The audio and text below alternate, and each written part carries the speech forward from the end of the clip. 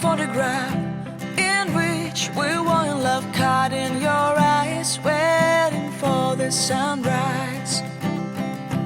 I barely even knew who you were. What did you do? I didn't care, 'cause you were perfect, I swear.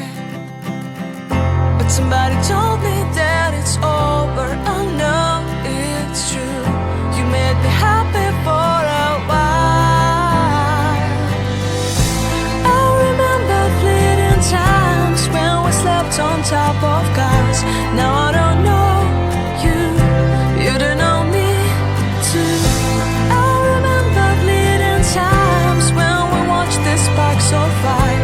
Now I don't know you, you don't know me too.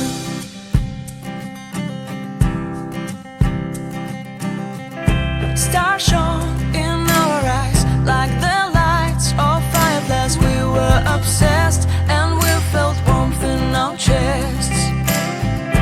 Your heart was full of dreams. It made you feel extreme. Give me a sign if you keep it in mind. But somebody told me that it's over. I know it's true.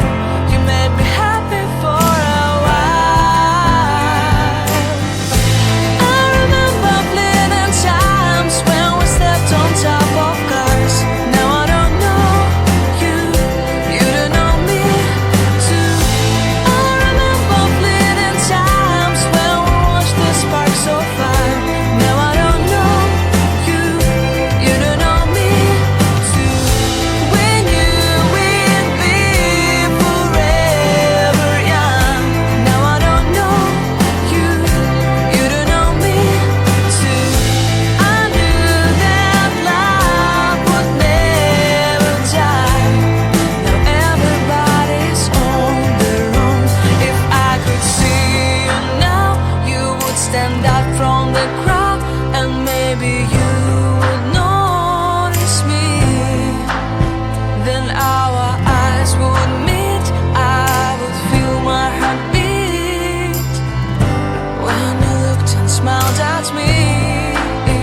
Back then our love was so strong. We wanted this to go on, but now it's only a pleasant memory.